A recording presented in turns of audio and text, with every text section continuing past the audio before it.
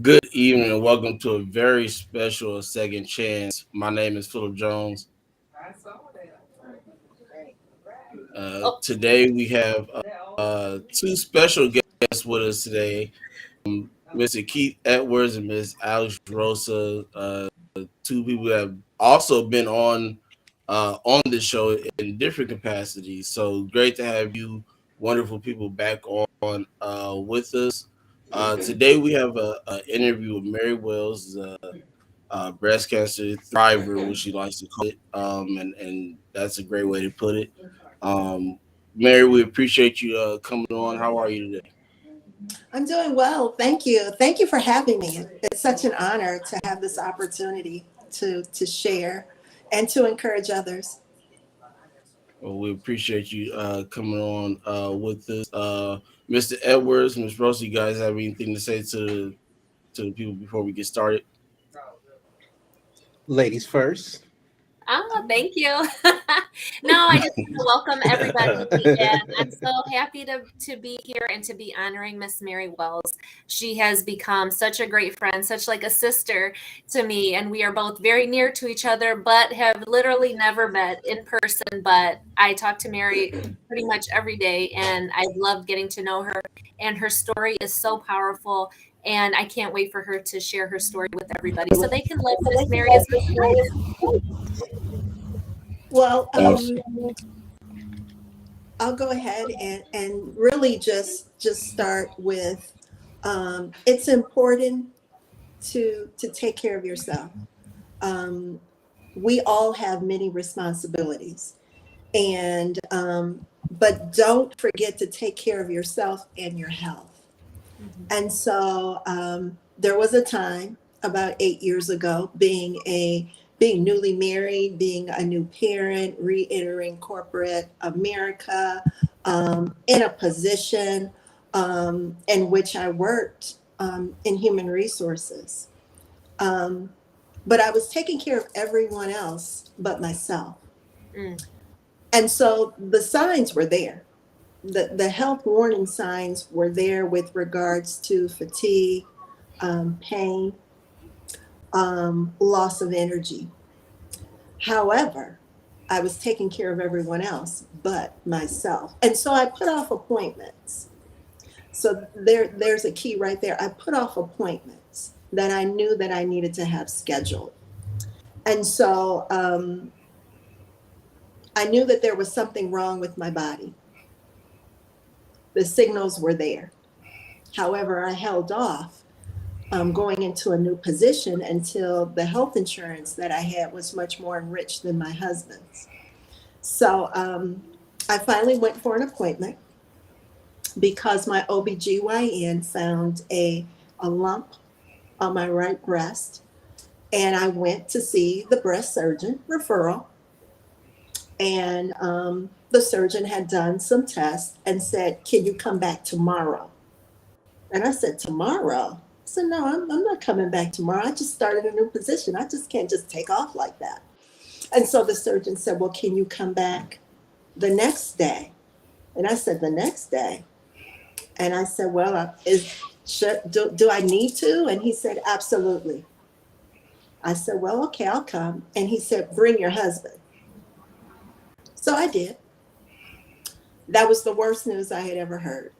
The surgeon got right to the point. He said, "You have breast cancer. We need to immediately take your right breast. It is spreading quickly." I was told on a Wednesday, and the surgeon wanted to do surgery 2 days later, that Friday.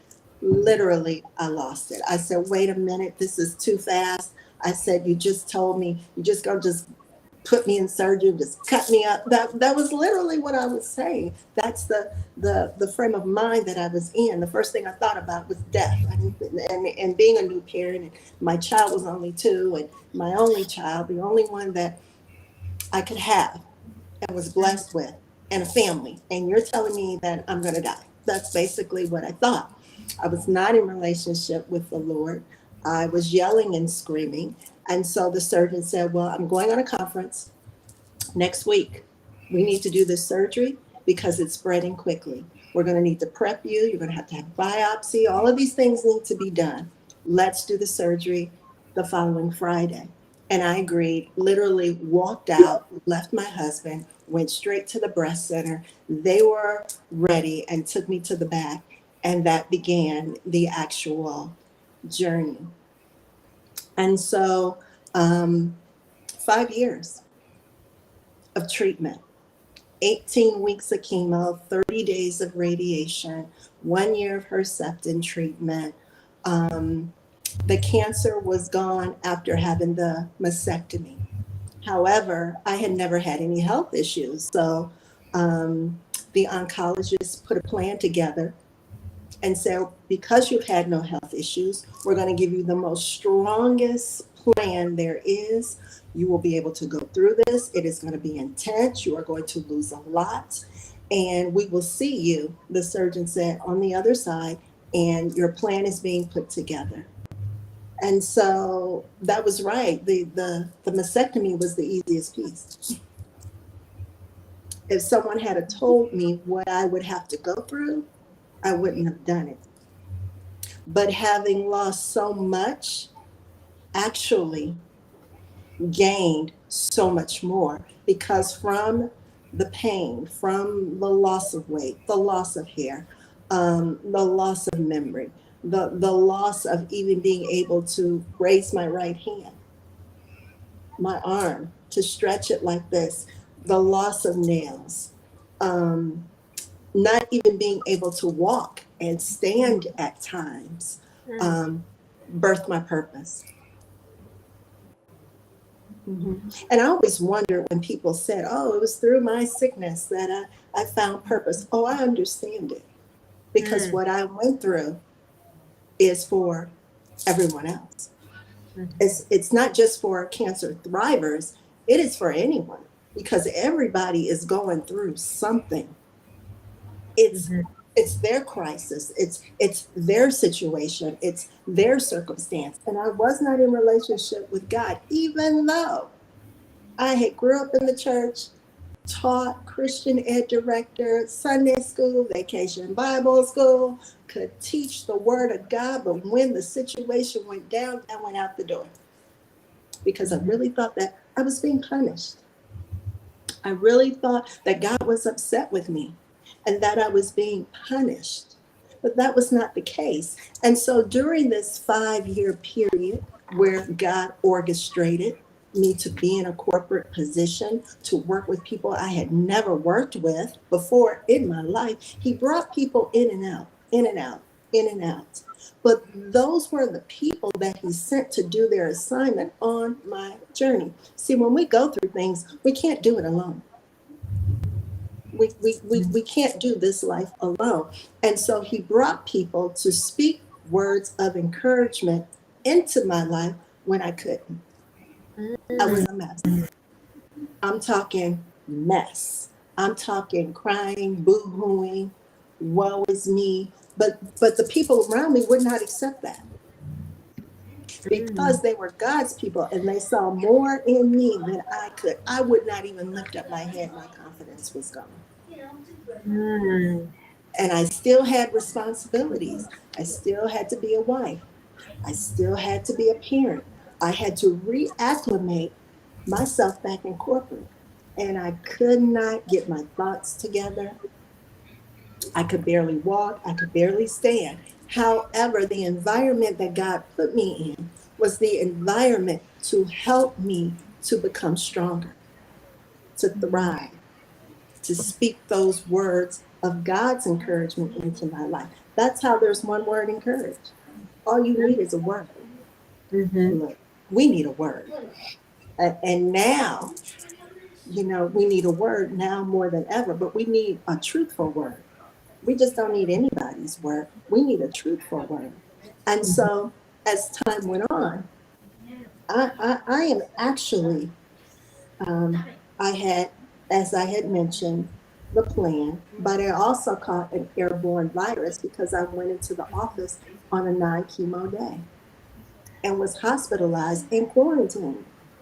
My own family couldn't see me. And so I could not go back into the office. So I said, oh my goodness, I'm going to lose my job. And because for 60 days in a new position, I was still a good worker, I still could produce high volume. God allowed an opportunity for a non exempt employee ever in a corporate environment to work from home. To work from home, just prop yourself up and type. I couldn't write anymore, but I could at least do like this. I couldn't raise my arm, but God had given me the strength for 2 months to work from home and still receive income. That's God. I can't explain that. You can't explain that. Mhm. And so when I returned back to the office, here I am, 18 weeks of chemo, and I get called into an executive's office to say, hey, Mary, there's some women that have been newly diagnosed with breast cancer. Can you speak to them? Oh, speak to them. You want me to speak to them about what I've gone through and give them some encouragement? Yes. And that's what began the being an encourager. That's how the encouragement expert began. But I didn't know that I was being prepared for the purpose to be an encouragement expert. So you can only be an expert through your experience, to have gone through something in order to be the expert, because you lived it. And you lived it so that you can share it with other people so they can live it too. And it's almost like you're in this race and you're getting to that finish line to pass the baton, to pass the torch, but you never leave the winning circle, because somebody, just like on this platform, is going to nominate you to share the story. That happened 8 years ago when I was diagnosed. And so here we are on the other side to share the story. People need a word. And you will never know where this particular testimony is going to reach. One word, encourage. I need God's words of encourage. And I need to share it worldwide, because people need to thrive. Cancer isn't the only thing that I've encountered as a circumstance. That's just where the purpose was birthed. And we're continually going through things. We're going to continue. How am I going to win? How am I going to continue to win? By remembering what I went through. If I went through that, if I went through this, and God has brought me from this, He will continue to do so. Because we will never, ever be the same, look the same, feel the same, have the same situations. We won't. How will we grow? And so that's pretty much the overview of the journey. The journey is through the pain. There's purpose. From that purpose, it helps to serve others. The words that come out of your mouth are your life. Yeah. It is. Whatever it is that you say, first of all, you've already believed it here in your heart. It's going to come out. It's just like taking in food. Our words really are our food that we take in and we show it out in action. Yeah.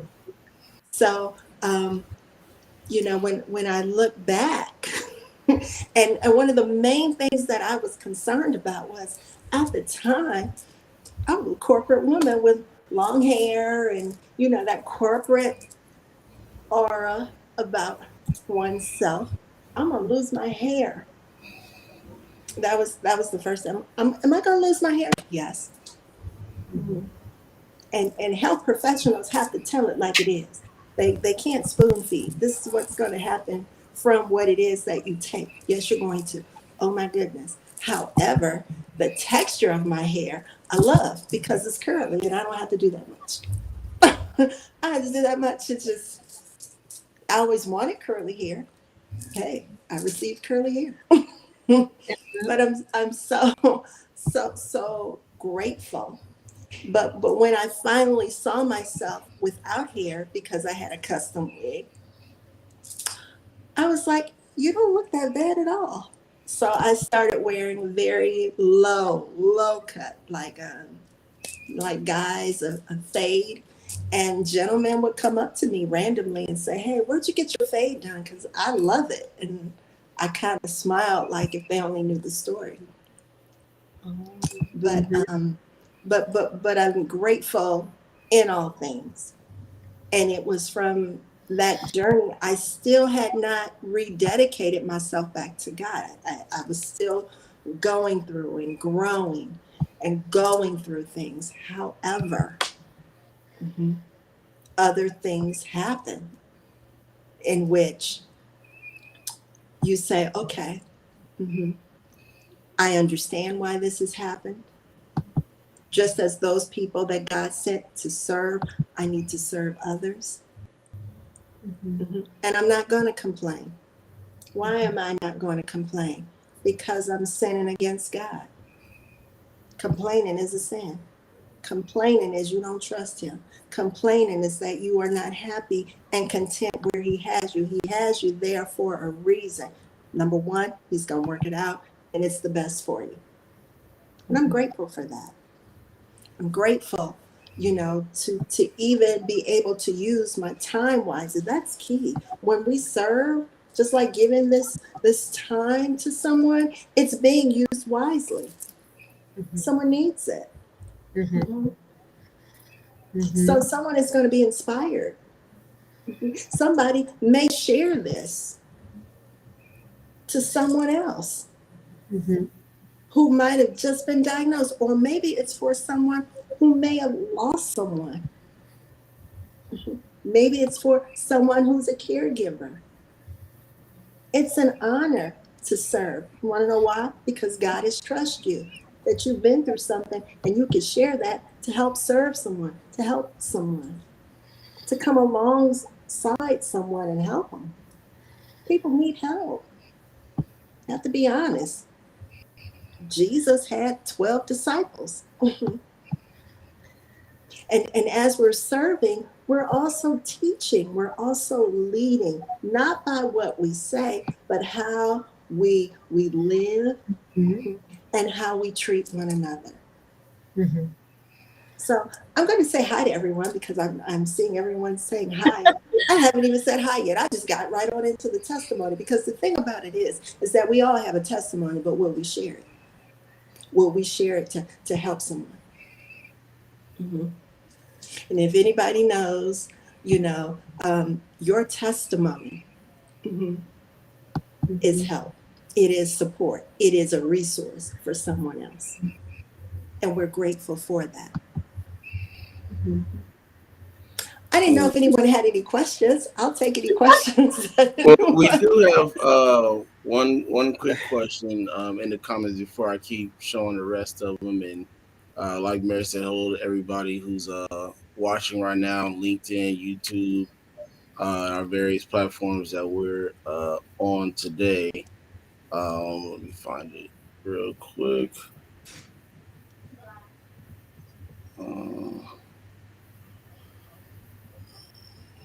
Wait 1 second. I just pressed it. Oh, too far.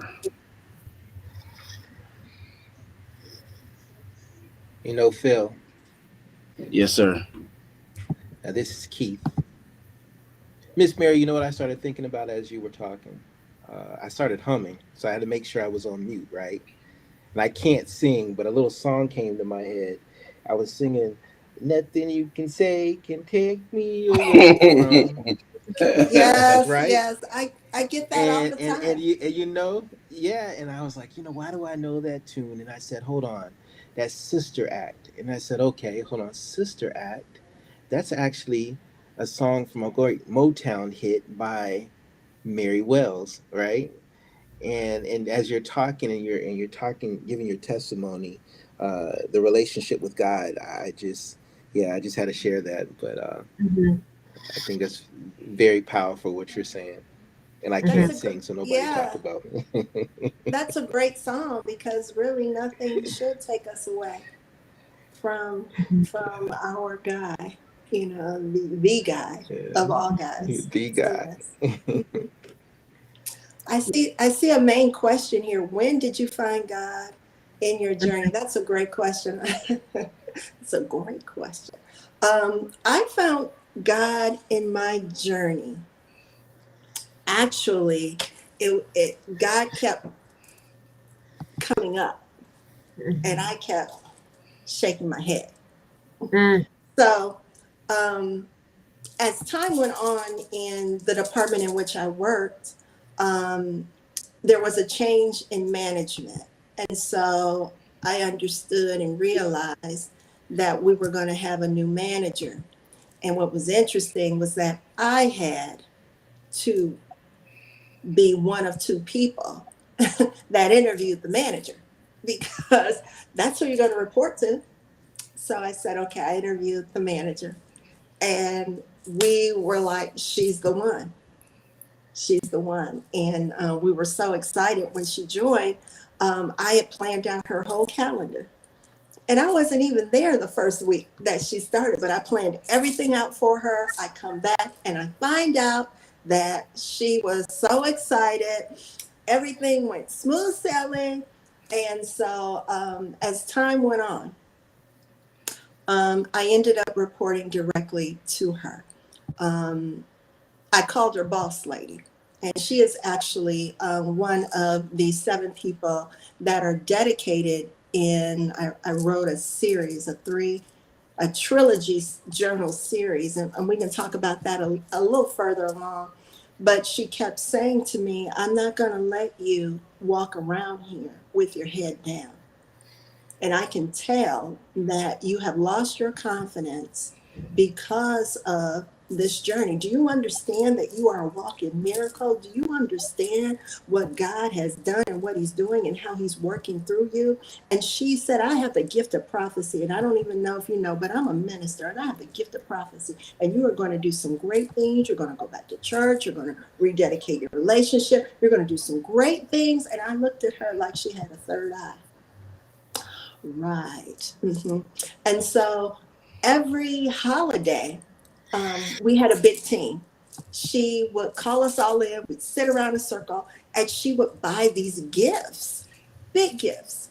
And so the very first year she did it, she would always type up this very nice message about each person. And she had put in there that I was a walking miracle.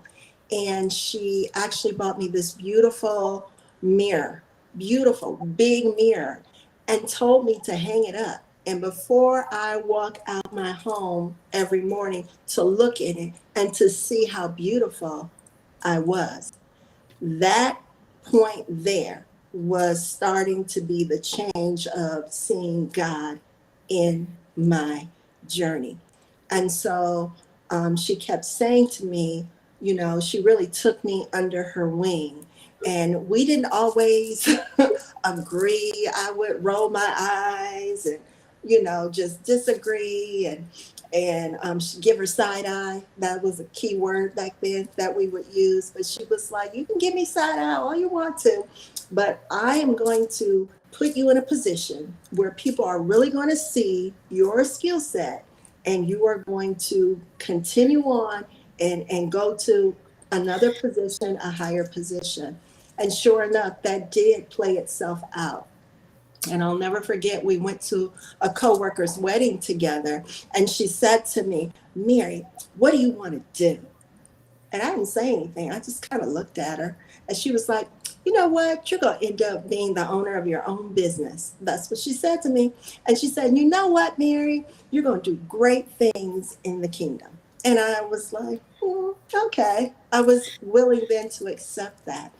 But it all played itself out. And she will always be boss lady. Whenever we do have our times where we touch base on LinkedIn, she's boss lady. But it actually came through a change in management and someone that I reported to who is a woman of God and spoke life into me and really helped me to regain confidence and see the beauty in myself. Mm. I Beautiful. see all these comments on here. I want to say hi to everybody. Say hi. Say hi, Mary. Okay, so I'm saying hi to Maureen. Hi. Oh, hi, Sissy Rolanda from Pittsburgh. Hello, Anthony Reed. Am I cancer free now? Yes, I am. Cancer free. 8 years. Thanks be to God. Yes, yes. Let's see. What drives me to do what I do? What drives me to do what I do? Wow. I'm gonna have to say the why. The why is my son. Mm.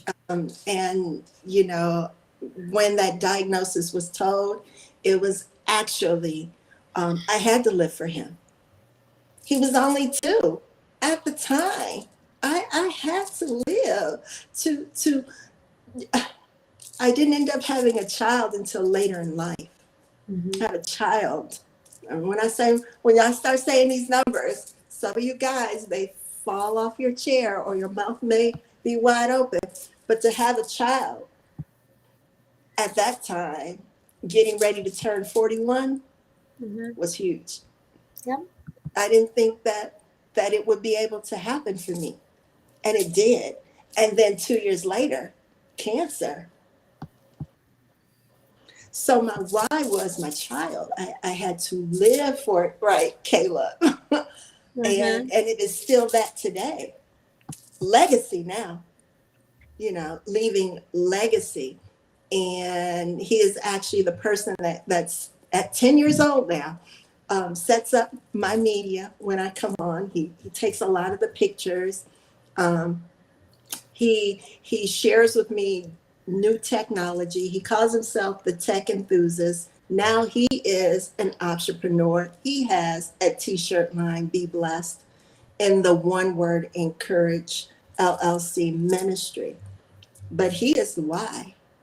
And then to add that on, God provided him as a blessing to be a blessing to me. Because when I was going through treatment during the chemo phase, all I could do was lay down in bed. And he would open the door, peek his head in, close the door. And sometimes come up to me and look and smile and go. Because I couldn't take care of him. My husband did. And so that was inspiration to see his smile. He still has that smile today with those dimples that just melts my heart. But my son is the reason. I thank God for giving me the blessing. And also, of course, as God has blessed me, I'm to be a blessing to others. Mhm. Beautiful. Miss Mary, can I ask you about Mhm. I hear when you talk, I love watching you talk, and I hear the shimmy shake when you start talking. And so I see some of those bracelets on your wrist, and I saw some pictures on because you're on Instagram, right? You're kind of like all the places, right? Yes, I am on Instagram. And what's interesting about Instagram is there's a story behind this. I'll call it a brand, this name. Uh-huh. And it's Where's Mary CLE? See, I'm from Cleveland. I'll point that way, Ohio. And so one of the things that I love to do, I love to thrift. I love to find a good find.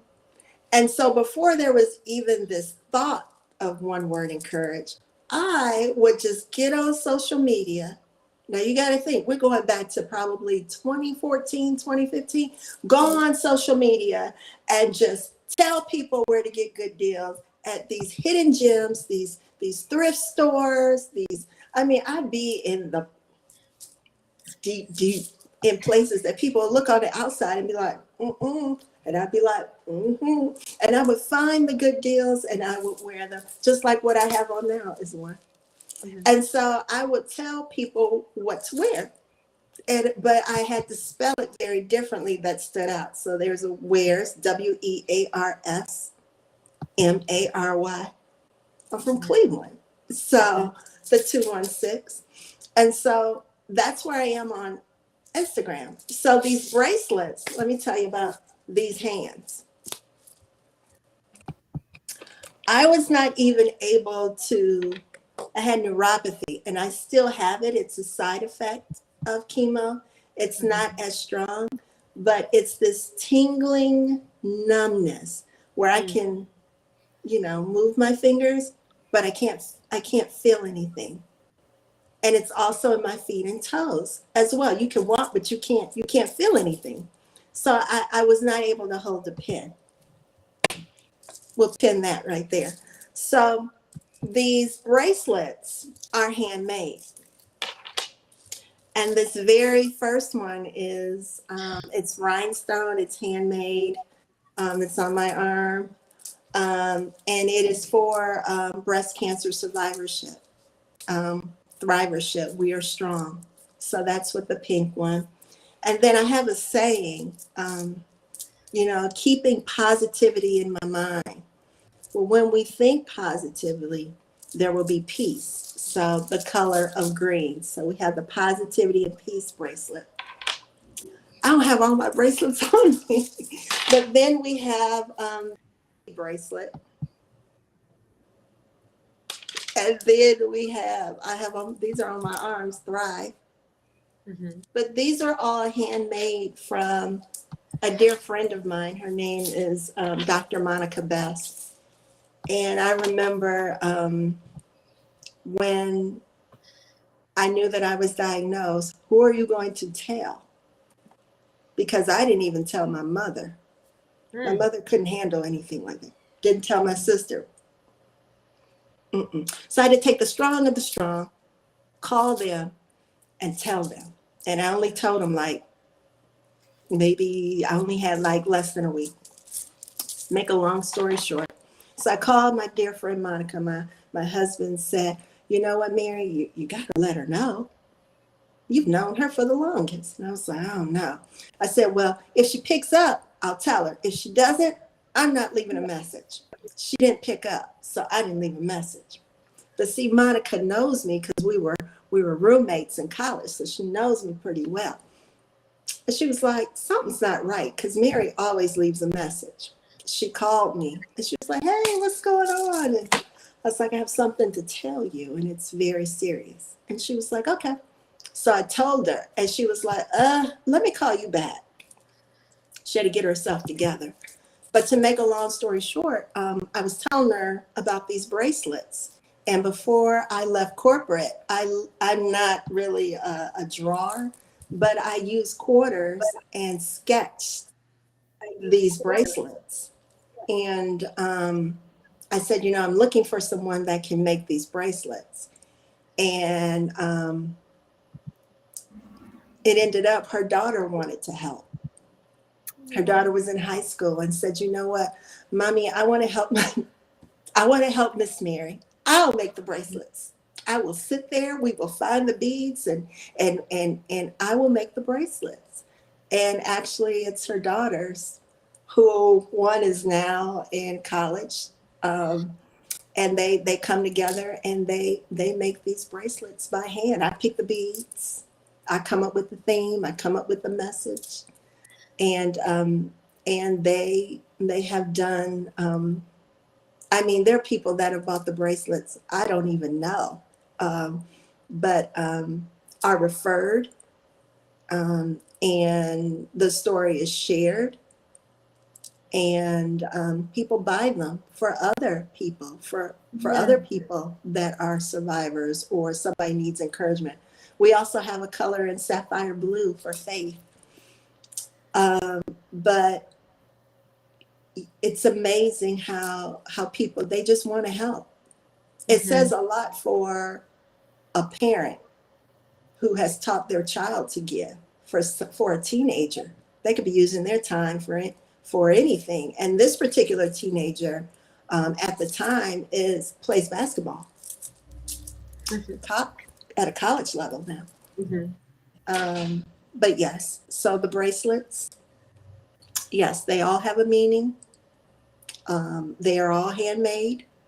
They all come with a nice message and in a nice bag. I guess I could run across here and show you. Caleb. Hold on. Since we're here, we're going to do a little show and tell. Is that what we're going to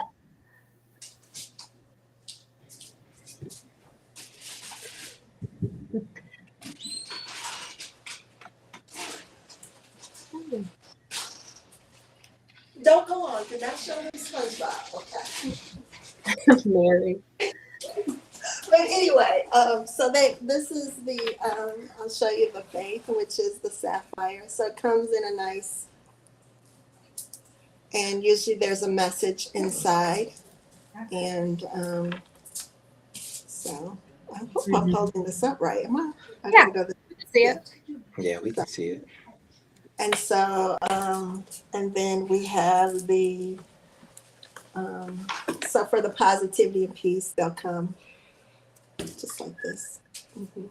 So yes, thanks for mentioning the bracelets. Mary, That's do those bracelets come in any other package that you have or anything else that you've put together? They can be bundled. Mm-hmm. They can be bundled, along with, wow. I wasn't prepared for this particular piece, but thank you. There are t-shirts. There's a positivity and peace t-shirt line, so that's green. There's a breast cancer t-shirt line called Strong. There's the one word encourage logo line, the original. We will be coming out with the new logo very soon. There is a newly created t-shirt line. And the thing about it is when we go through things, we're newly created. We're not the same person that we used to be. So we have to embrace the new people that we are when we have made it to the other side of going through a circumstance. We also have a t-shirt line called Working Hands. There was a time when I couldn't use these hands, but now they're working hands to serve others. So those are the t-shirt lines. And then the very first offering that we've ever had came from me not being able to journal. And it is the One Word Encourage Trilogy series. Here it is right here. And when I thank you, oh, there's so many comments coming up and I'm trying to catch them. I want to say hi to my dear sister, Trina Poole. Pin her right there. We'll get right back to her. But this is the One Word Encourage Trilogy series. And I had mentioned that I was not able to hold a pen and that I was journaling, but I never thought about someone journaling for me during the journey. So that's what this very first one is all about. You journal God's word A to Z for victory. But it's just not a journal. It's actually action plans. So you have a letter and a word, you have a scripture, you have some bullet points, and then an action. And it goes from the letter A through Z. Now, I really thought that I was going to be done. Okay, because this is really for the caregiver. To help someone, to encourage someone. On the back, the journey. I really thought that this was it. And anybody can use this for their circumstance. Maybe you know someone that's going through grief and they've lost someone and you don't know what to say. They're not going to journal, but you could journal for them and gift it as a gift. I thought that was it. That's it. Good. I'm an author. And the very first one went international to the Netherlands. Oh, no. From your pain, you have a ministry. You have a business. So here's the promise. Your business is God's business. You don't own anything. You may think you do, but you don't own it. It's His. It is Him who you work for, even with your time and talents, wherever it is that you work. That business, where you go to, is His. So, journal out His promise. Thought that was it. Yay, I've done 2 journals. Yay. Nope. Because cancer isn't the only thing you've gone through. You're going to continue to go through stuff. You're gonna have to thrive. You're gonna thrive. And so we journal out these words. And again, it's kind of like I wanted to. God had said to me, make it almost like when people see this, they know that this is a continual series. Life is a journey. Life is a journey. So that was the very first offering, was I'm going to give back by creating journals. Because we, not only is it what the word is, okay, you put into action, write it out. You can go back to it. Or maybe you want another set. There are people that actually, they gift them. That's their way of sowing a seed. That's their way in which they give. There are people that can't afford it. So they'll buy a subscription, 3 months, 6 months, a year, and say, hey, you give them to whoever you know will need it. So we do that too. It's a way of giving. You know, Mary, the one thing that I really love about that, especially that first one, and I kind of wanted to throw this to Keith a little bit too, for both of us coming from the healthcare provider perspective, we know that caregivers, that the family members and the people taking care of the patients sometimes need just as much TLC and care and attention as the actual patient. So I kind of wanted to know what Keith's thoughts, like nursing perspective kind of thoughts were on this journal that you have especially for caregivers, that you intended to be from a caregiver you. So I wanted to kind of know what Keith thought about that. No, thanks, Alex. You know, and that's a very good point, because a lot of my background is in the dialysis space, and with this being National Kidney Awareness Month, one of the first things I asked Philip was like, "Are you sure you want me to be on?" Right? But I see why he wanted me to be on, kind of a maestro in it. There's so many similarities to what I've seen patients go through in their process, right? And the thing that came to my mind is caregiver role strain. And it's so real. It's real in dialysis. It's real with those that are challenged with breast cancer and any disease process. And this, so as you're talking about the things that you have, I'm thinking about how those things would bleed over, no pun intended, into the world that I'm in every day. All right. And then another thing, the enthusiasm that you have and just talking about your journey. It reminds me of Philip and Tafaro and all those that I've had a chance to meet. And I'm always marveled at just the, specifically with breast cancer awareness. And Alex, you may remember this even in nursing school, right? How the education is implanted early, right? And so the question I wanted to ask both of you is, as far as the awareness and then finding out about your diagnosis, the stigmas that were related to you, did you feel like there was a mountain of support? And Alex, for you, as far as just the education that you received about, just the different things that you can do for breast cancer, as far as in the prevention aspect, if you could speak on to that. Oh, sure. Mary, you can go first. You the guest. Oh, real quick, I'm sorry. Before we go into that answer, I'm gonna do this commercial real quick, and then we can come back to that question. Okay.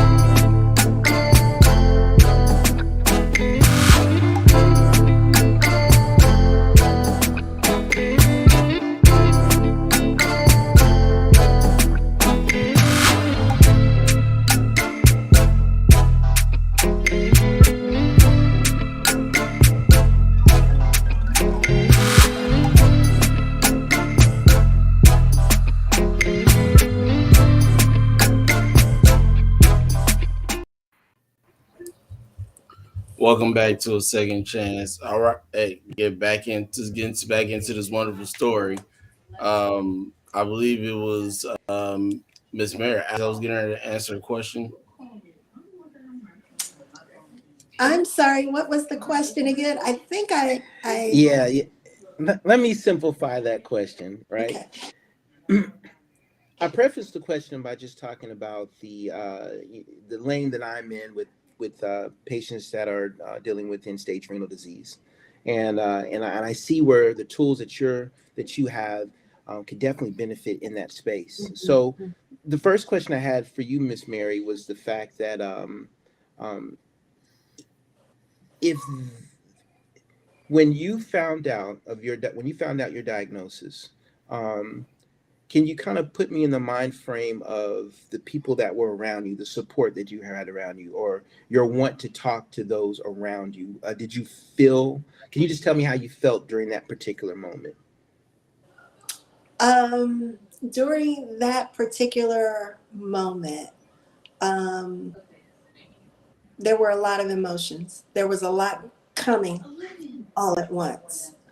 Um, and I really felt, um, I felt hopeless. I'm just going to admit it. I felt like, I don't know if, I know that I can do it, but this is too much.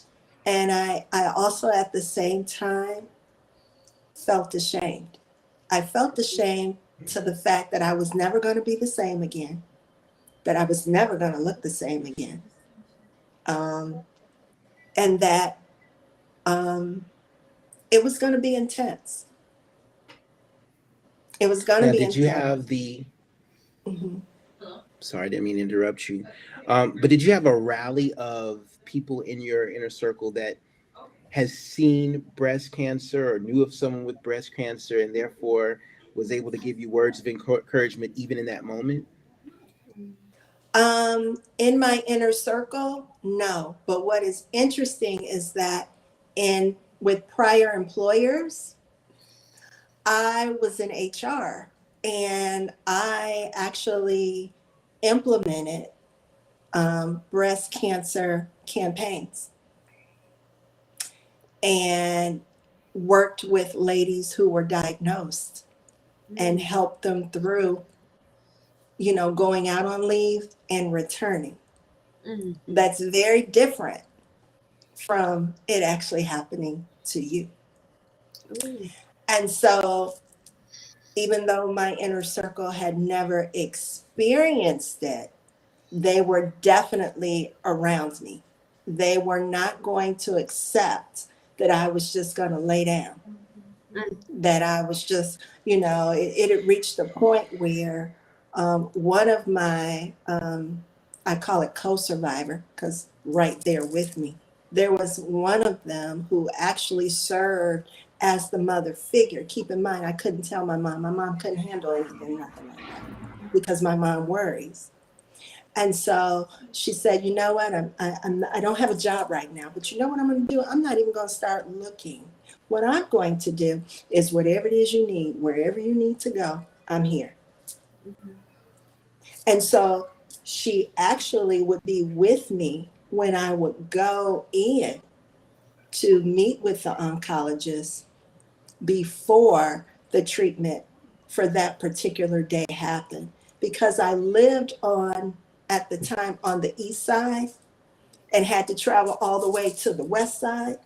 Wow. So going from Cleveland to a suburb that's far out on the west side, it took some time. So the plan was we had to keep her here basically all day on a particular day so that she can have about 4.5 hours of chemo.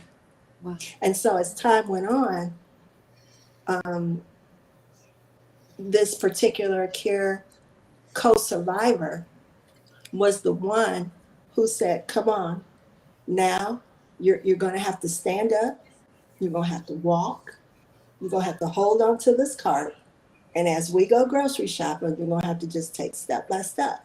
I cannot allow you to just not do anything. Even eating, you're going to sit up in this Bob Evans, and you're going to have to feed yourself. You're going to have to do these things. It's a rebirth. It's okay. You look great. Rock the short hair. And so that was one particular person who served in the capacity to say, I'm right here with you. Mm-hmm. Even when I caught the airborne virus, I called her. She said, just bear with me. It's 2 a.m. Southwest General Hospital had just opened their new emergency. And I was one of the first patients. Thank you. As my child brings me a brownie. Thank you very much. Okay. I'm good to go. But going there and traveling in the winter, and it was a bad winter, ice on the road, 2 a.m. So she was one. And then Dr. Monica Best, even though she's in Pickerington, Ohio, I'm going to pray for you. And then, my son's daycare, we will arrange special arrangements so that your husband, if he takes you to your appointment, and if you're late, we're not going to charge you aftercare. But then in the hospital, I was assigned a nutritionist, a social worker, a nurse. So had people making hats, was given a quilt, just all kinds of blessings that were given. But that inner circle, I had another friend. No, Mary, come on, it's the holidays. You got to get Caleb something. We're going to go out here in the snow and we're going to go to TJ Maxx. Are you crazy? I don't even feel good. You got to get up. You got to get some air. So get yourself together. If I got to come and help you get dressed, I needed that kind of push that was needed, because they weren't going to let me just lay around and lay down all the time, So yes, they were there. Yes, they were pushing me to even during that, be great. Yeah. Yeah, that's remarkable. And Alex, I had a hidden agenda with that question. That support, you and I both know, we all know here, is that coaching, that support, that awareness from the people that love and adore you. That's the key, in my opinion. And and Alex, the question I had for you, which was kind of layered in that, was, I know that in the space that you're in, teaching that to not only or specifically to nurses and students, that empathy and things of that nature. Could you speak on that? Because that's what I see in that, is that, understanding or having that empathy and then trying to support that person going through this process, and how key that is to them thriving. Yeah, definitely. And that's why I really love that journal that you created, Mary, because it's such a great way to just start the conversation, because that can be that could be just the first barrier right there, is, oh, we can't talk about this. We can't talk about, because it's going to hurt somebody's feelings, or it's going to make somebody uncomfortable, or I'm not ready to face this as like the caregiver, as like the husband, the wife, the kid, whoever it might be. They're not ready. But I like that your journal just opens that door. Like, it makes you face that. And that's what you have to do. And just like what you did and what your team helped you to face the reality, the day-to-day reality. Like, Mary, you just can't lay around. Like, there's life to be lived. You're here. We got to live this life.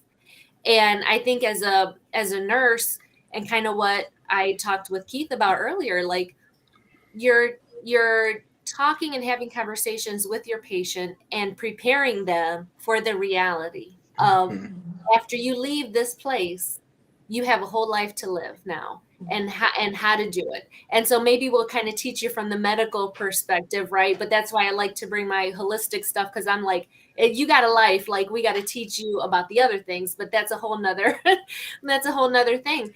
But then also teaching other healthcare providers and other nurses,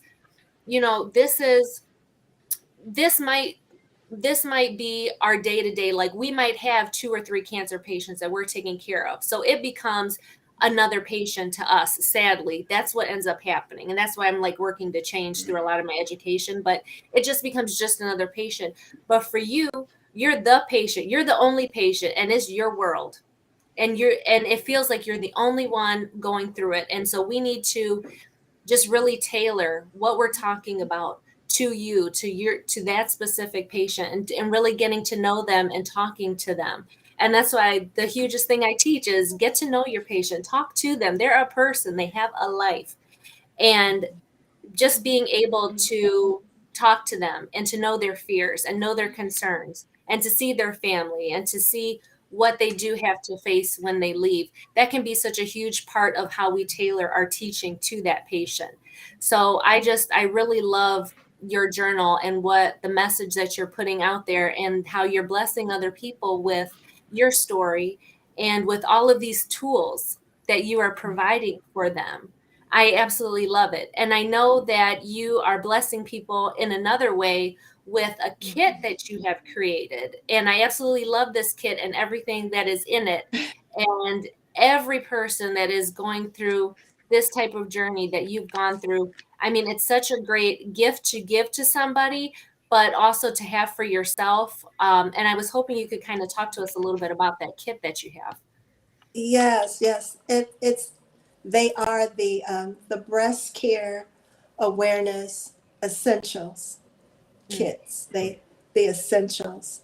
I'll try not to get too teary-eyed and maybe break down, but I clearly heard God say, you got to go back to the beginning and offer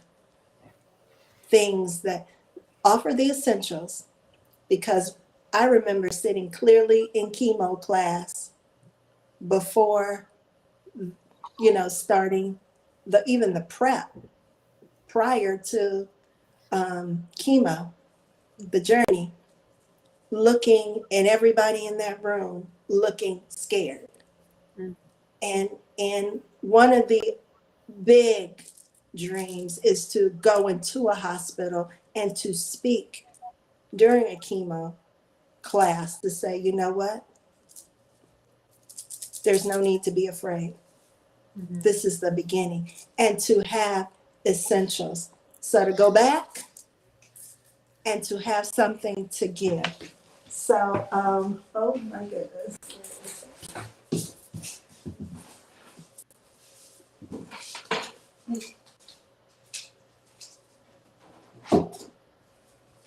Sorry, one moment. Let me get the kit.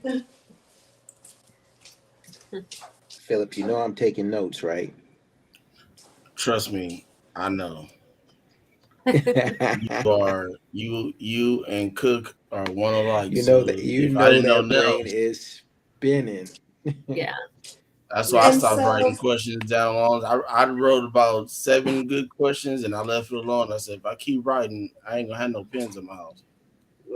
And so the kit, to tell you about the size of the kit, it actually comes in a nice blue mailer.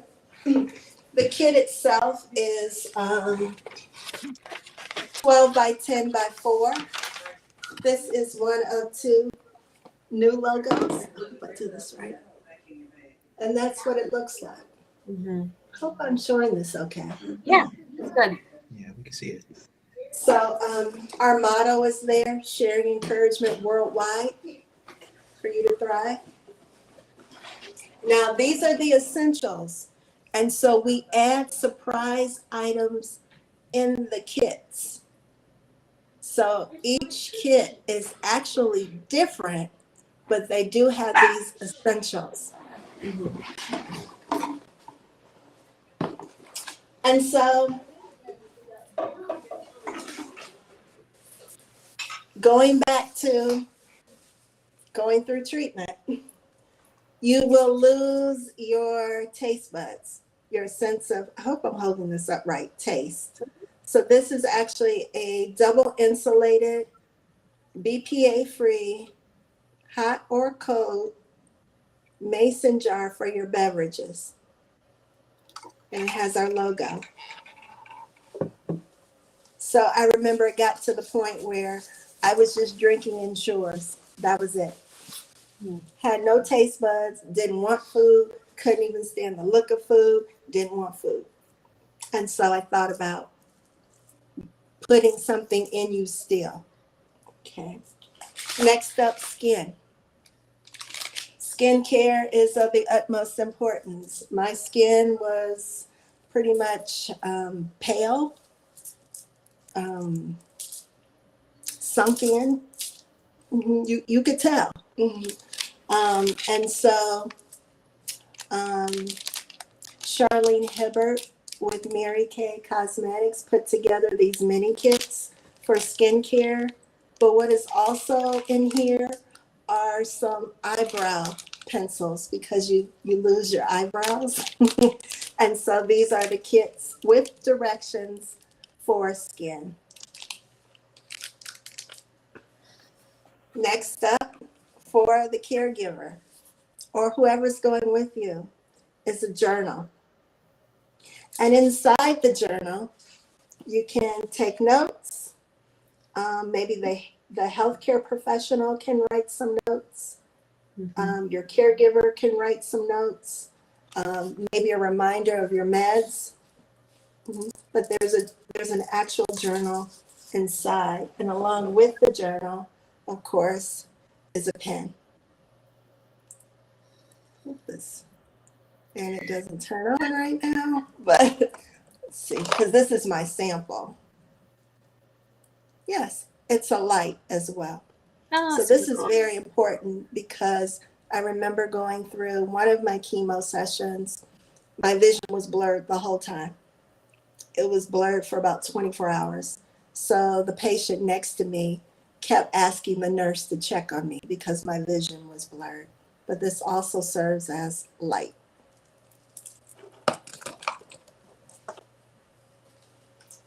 Of course, prayer. So we have a prayer card, and on the back of the prayer card, there are different scriptures. So there's a scripture, encouraging words. And then we have a lapel pin. And this is actually strength and the tree of life with ribbons. So I know I'm not holding this right, but here it is. And then we have a microfiber cloth to wipe down your area. We have the one word encourage magnet. And then you have to have a word of encouragement. And this one is blessed. And these are the essentials that go in the box. We have had people to donate boxes. So we've had someone donate from out of state 2 boxes to 2 local women's nonprofit organizations here in Cleveland. We have actually gifted a few boxes, and one of them I support. I'm part of a breast cancer awareness support group, My Sister's Keeper, here in Cleveland, and gifted a box to a kit to the actual founder who is a survivor. And she was shocked. She said, "Wait a minute now, the box is the business, Mary." I said, "Oh, okay, the box is the business." And we'll put a pin on that because more are to come. And we had a fundraiser in which part of the proceeds, we accept donations, so people can donate any dollar amount, and it goes right back into making more kits, more journals, more products and services. And the person that won the drawing actually gifted the kit to an actual person getting ready to go through chemo. So the overall goal is for the kits to also go into hospitals, to go into nonprofit organizations that support. The kit is essential. I wish someone had something essential and handed to me when I started the journey. But it's very encouraging. And also it's a great gift for someone who finishes or someone that's going through it, or the caregiver to help with the patient. Say, come on, you're going to drink this Ensure, so we're going to use this. Or, and let me give you a word of I'm going to pray with you, but And you might not know what to say, but here's a scripture, Mm-hmm. or you can just gift it because you don't know what to say. You might mail it, you don't know. But I want to give you something because I care. Mhm. So yes, these are the kits. They actually were launched last month. So we're excited. We're excited about the kits. That's 10 months in the It's great. making. 10 months, and I want to thank Regina Ragland, who actually is with, oh gosh, Essence Upscale Promotions out of Michigan. But I do want to say something also about community and about when you share your journey. Um, there's a wise woman that says that your name will be mentioned in rooms full of opportunities. And so there are a lot of people that I see making comments and are inspired and I'm grateful. But there's a community here that I don't even know if you know about. It's how I met Alexandria. Mhm. And it's called the Global Pep Squad. That is how I met Gracie and Dwellin and Rolanda and Trina Poole and others. But it was a way in which the ministry encourages, but it encourages through different ways. I'm here on this with this community, with this ministry, encouraging the Global Pep Squad, Tisha Hammond, the small business cheerleader. Um, it was through, her faith-based talk show that gave another opportunity for me to encourage, to get people engaged into a conversation, to encourage people that are in ministry and entrepreneurship.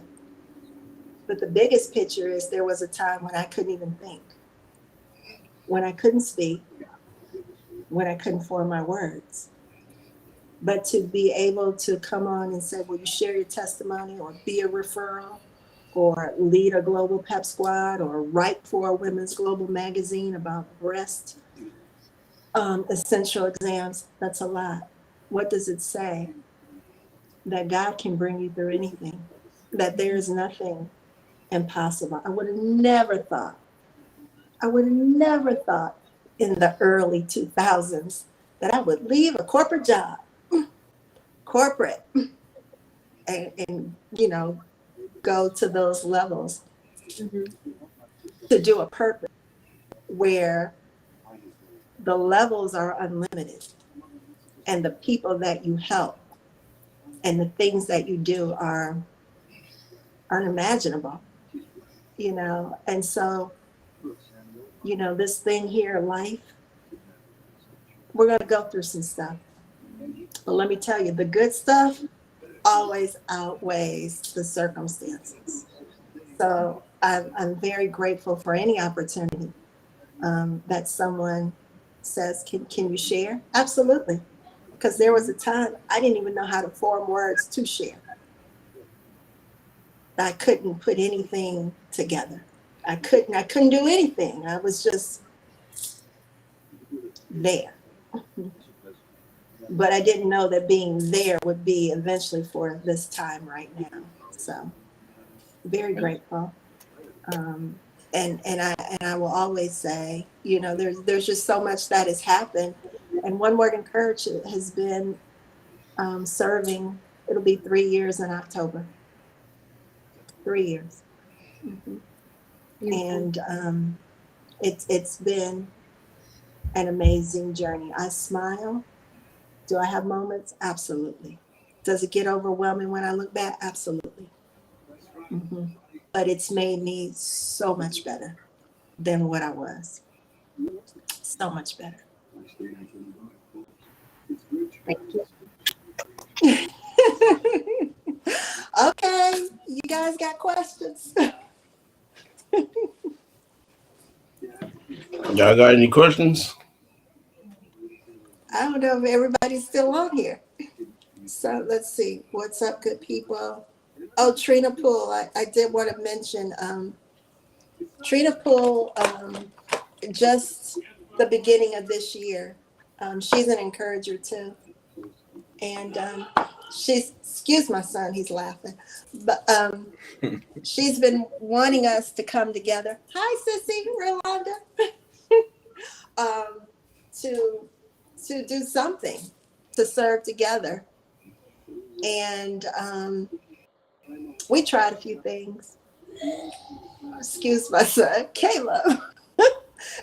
And, but then she said, Mary, the Holy Spirit told me that I'm supposed to serve with one word, encourage. And she's been blessed with a new position recently. When she said that, I was like, "Oh, okay, okay." So I sat down and, with God, and put together a job description, and we met. And what should have been 1 hour ended up being 3 hours, and eventually she was like, "Yes, I'm ready," and she is our first staff member, and is our client services strategist. And I just basically said, this is what's needed, and to go. And last month has been the biggest month. I mean, it's like, okay. And I'm a student too. I'm getting my second degree in theology, missions and ministry. And I'm like, whoo. I mean, you got all this. I mean, but I don't even have to think twice, because she's doing what she's gifted to do and serving. And so I'm grateful, because now God is bringing more people.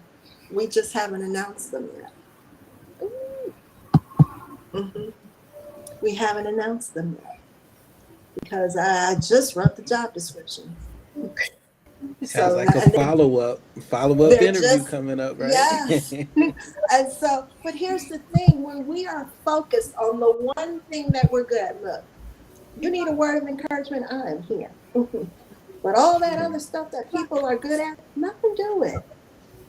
Let them do it. You can't do this by yourself.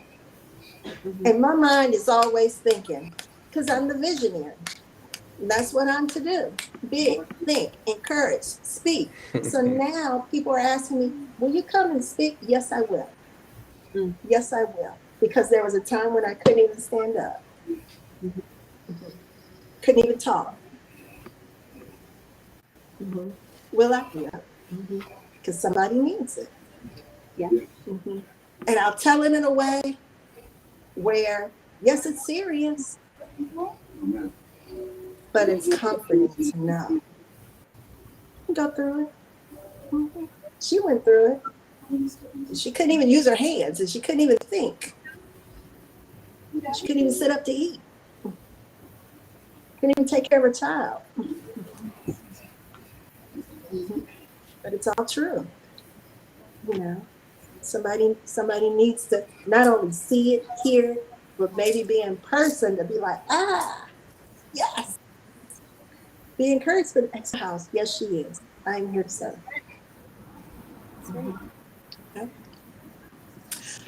Hi. I'm still seeing these comments. Yeah.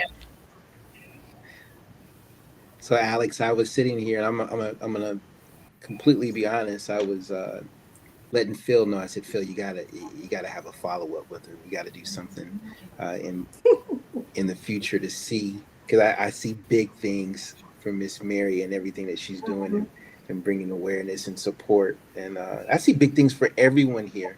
I'm like coming last to this whole effort. I'm in the corporate space, and said, you know what, I can be doing more. And I get inspired by your story, the activity I see from Alex, the activity I see from Philip, and just going right back to what you said originally about just the importance of that spiritual relationship, and the environment, and the opportunities that I've had to be able to say a word to a patient, say a word to a family, and how important it is for me to let it be the right words to come out, right?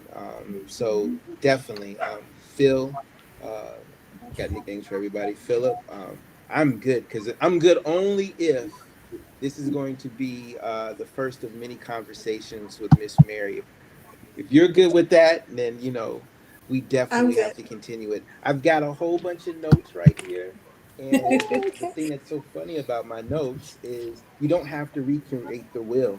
I had a conversation with Philip, one of our long-winded conversations that I usually have with him, in which I was thinking about things like the kits and stuff like that, and thinking about how can I have a more of a bandwidth with the coaching that I would like to do. And he told me that if I uh, stay connected, that I don't have to reconnect the will, or not reconnect, or remake the will. And so it's been a pleasure meeting everybody here, and definitely I want to stay connected with everyone. Alex, anything you want to say? I second the motion to have a to have another meeting with all of you. Yeah, definitely. And Mary, I've told you so many times, like you inspire me so much, and we connect and we talk and we share our concerns, we share the good things that happen to us. And that's one thing that I love using my platform for, is really inspiring other people to share what they've gone through, and who they know and what those people have gone through. And because you're not alone, and you have special gifts and you have special talents, and there's always a way for you to use what you know and what you've been through to impact other people, how you're going to share your spice with the world, what's going on. And so that's why I love all of this, and I'm so glad to have been here, and definitely we need a part two. Yes. Yes. I'm looking forward to it already. Thanks. Definitely have a part two for sure. Um, just wanted to say thank you to everybody who watched, will be watching in the future. We appreciate your love and your support. Please come back, join us again. If you have any comments or questions, please still drop them in the comment section. We always check them, and we'll get back to you. If you're, watching on Alex channel, she'll get back to you. Ms. Mary, did you connect your LinkedIn or YouTube channel to the live today? I did not, but I can come back in the comment section and I will. I'll put everything up there. And so whoever's you commented on, we'll definitely get back to you to answer that some kind of way. Ms. Mary, again, thank you very much. Very inspiring. We appreciate you taking the time to be on with us this evening. I know it's on your end, so I'm gonna let all you Cleveland people get I gotta get ready. It's 9:40 out there. It's only 6:40 out here in LA. So I'm gonna enjoy the end of this sunlight we got outside. And, but again, thank you both, Alex and Keith, for joining us today. Definitely look forward to having you back. Yes, Ms. Mary. I did want to say something. I wanted to give my website. So if for those of you who have never been to my website and you want to see all of the offerings, it's onewordencouragement.com. That's it. Spelled out. Onewordencouragement.com. Yeah, I did put the Katrina posted it. Oh, good. So real quick before we get out of here, here it is. So again, thank you all for joining us. Trying to get 1 second. So next week we'll have Ashton Smith, Ashton on LinkedIn as well, and so she's gonna come on and tell her story. Has a very powerful story, actually, very similar to Miss Mary's, in a different aspect of inspiration and faith. So please join us. Come back next Sunday. Also during the week, during our Let's Talk segment, Mr. Cook will be back tomorrow. So we have a lot to talk. A lot of things have come up this weekend.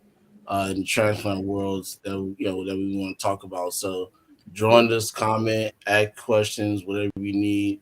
We're here for you. So everybody have a great night. Again, I appreciate you all for joining us, and we'll see you tomorrow.